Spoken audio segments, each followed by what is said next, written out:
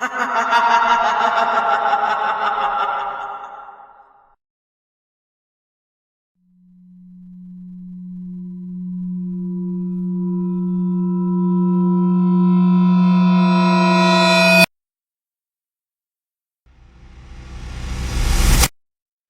happened to me was because of my own fault, and it has changed me extremely. When I say this is my own fault, it's because, in ways, it kind of is. I was the one to sneak out at night, to take midnight walks. I lived in a pretty urban neighborhood which wasn't really known for being good. Some things happened around there, but nothing like rape or murder, or anything on those lines. Not until me, of course. I'm sorry if I babble. This is my first time talking about what happened in public, so panic is kinda close to bubbling over right now. I have insomnia. I've had it since 6th grade, when my parents divorced. I woke up at 2:30 most nights, or anywhere around there. Most nights I can go back to sleep in around 20 minutes, but rest is usually waking up every hour or so, and then falling right back asleep. That night, I couldn't, for the fear he might find me again. I can't say when, or where, or who, but, well, if I did, he could find me. But, again, back to the story. This night I couldn't sleep, and nothing I would do could help me fall asleep.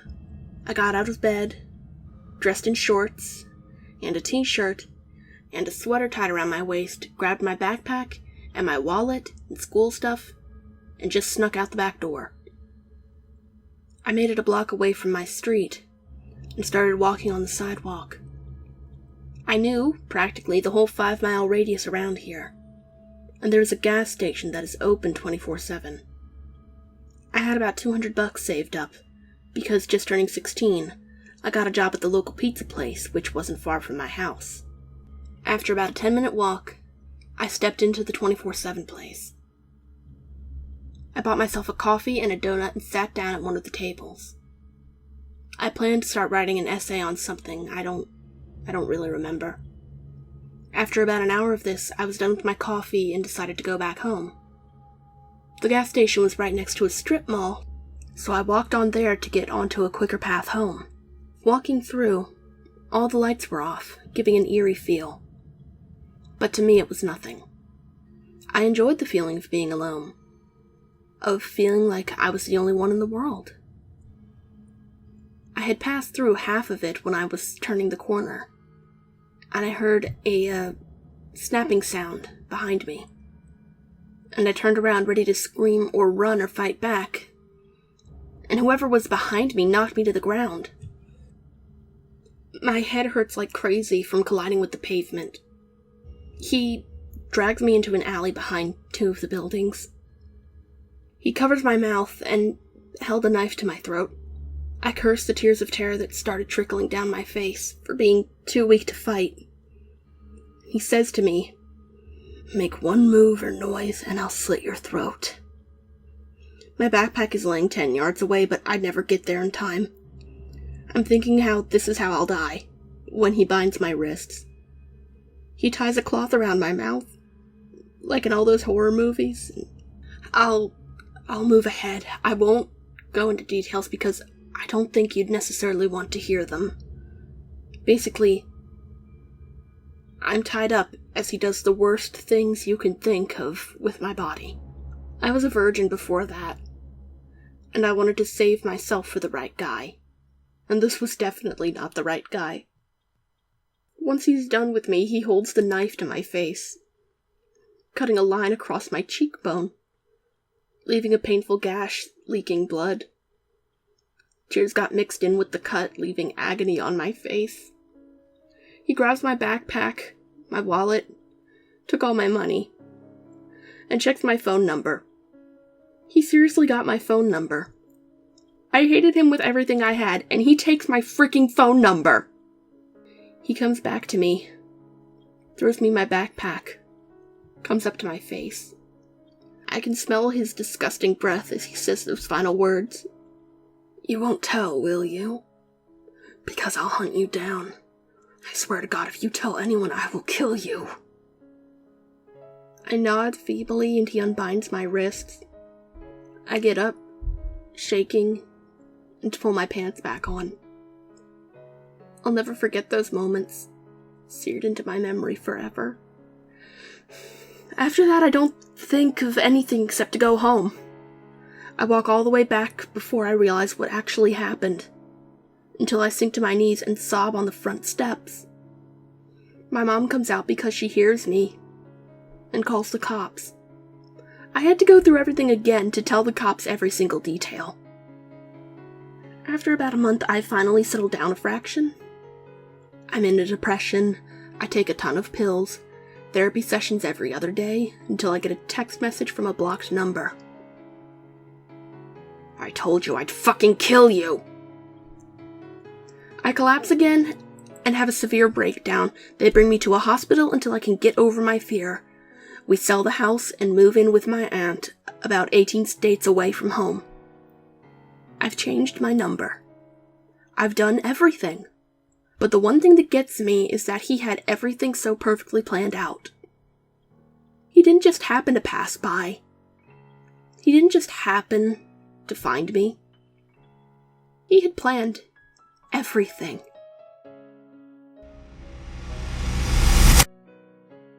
I'll start with some background. I'm a 20-year-old college student, and my brother is 17. The story happened over the summer, so I was home from college. My parents were out of town because it was their 25th anniversary, and they decided to take a vacation, leaving me and my bro home alone, which was fine by us. We spent most of the time drinking beer and playing Mario Party. During one of our game sessions, I showed my brother all the texts I had been getting from a guy I had gone to high school with. I didn't think much of them. They were mostly just weak attempts at flirting. Occasionally he would say something about one of my Facebook posts, or about seeing me somewhere, but I thought it was harmless. My brother seemed really concerned. He pointed out that the guy was texting me at least 7 times a day. He told me if I ever needed him at all I had to do was text him with the word help and he'd come no matter what. I laughed at him and said he was being paranoid. Obviously that sort of thing would never happen to me. I was very wrong. 2 days after we had that conversation, my brother was at his girlfriend's house, so I was completely alone. Me being the dummy I am, I posted on Facebook. Home alone tonight, frowny face. About 45 seconds after posting it, I got a message from the guy saying that he could be at my house in 5 minutes, and that he wanted to spend time with me. I told him no, but thanked him for the offer. He responded by saying it was too late, and he was already on his way. I told him no again, but he insisted that I spend time with him. And he said he had something special planned for us tonight. I again said I wasn't interested. To which he responded, "Too late, I'm already here." I went to my front door and opened it, only to see him standing there, holding a bottle of very expensive red wine. I noticed the bottle had been opened, but it was still full. Now we get to the part that I'm embarrassed about. I let him convince me to let him inside. Once he was inside, he poured 2 glasses of wine. I didn't touch mine because I noticed how he wasn't drinking his. He kept insisting that I drink mine to the point of being angry that I wouldn't drink it. It was about that time that I realized something was wrong. I excused myself and went to the bathroom, where I texted my brother. When I left the bathroom, I noticed the guy had stood up and had his eyes locked on me. He looked furious. He mumbled something about how I hadn't done it the easy way. He started moving towards me and I froze. His eyes looked like those of an animal. I completely froze up, I wanted to fight and scream, but I just couldn't move at all. He grabbed me and forced me to the floor, but I still didn't fight. I just shut my eyes and waited for the inevitable.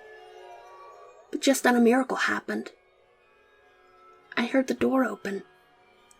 My brother came flying in, calling out my name and asking if I was all right. My attacker stood up and tried to run, but my brother grabbed him and wrestled him to the ground. He pinned my attacker to the floor and said the single most intimidating thing I had heard him say in my entire life. "If you text her again, I'll hurt you. If you look at her again, I'll hurt you.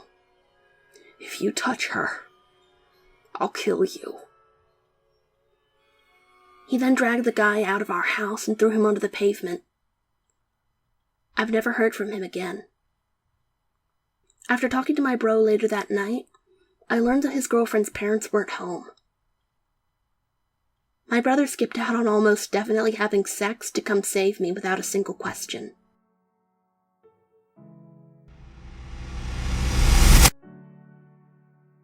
My daughter is 13, and she and her friend were allowed to go off on their own at a really large amusement park a couple of hours from where we live.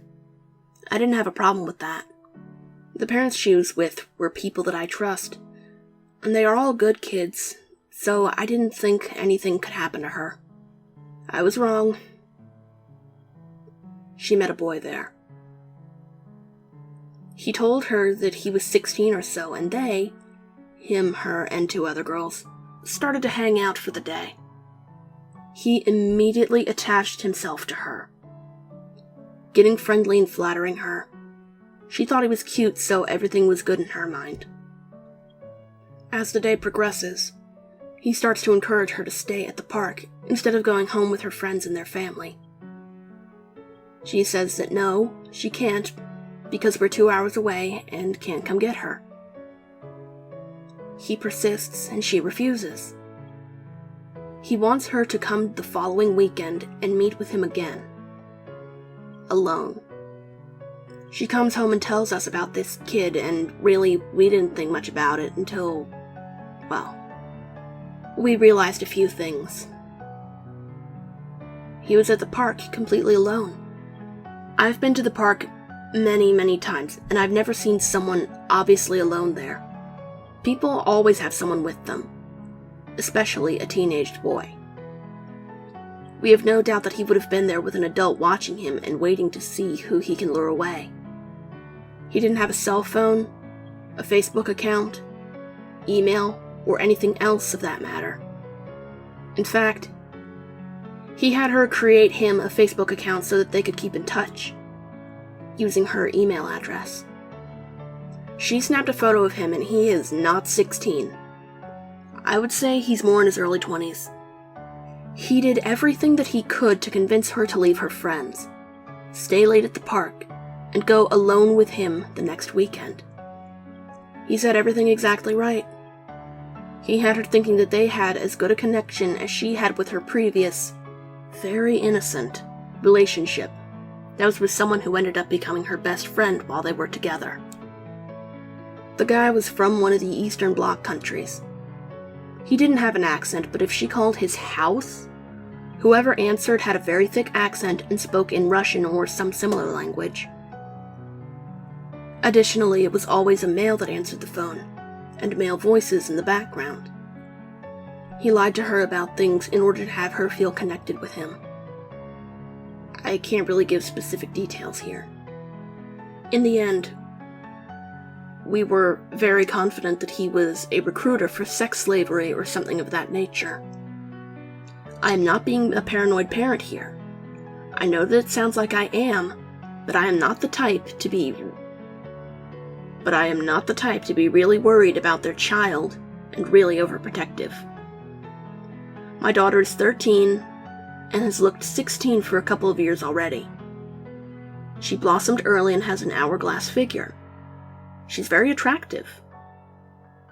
The guy almost completely ignored her friends. One's a pretty but big girl, not heavy big, but built and very tall.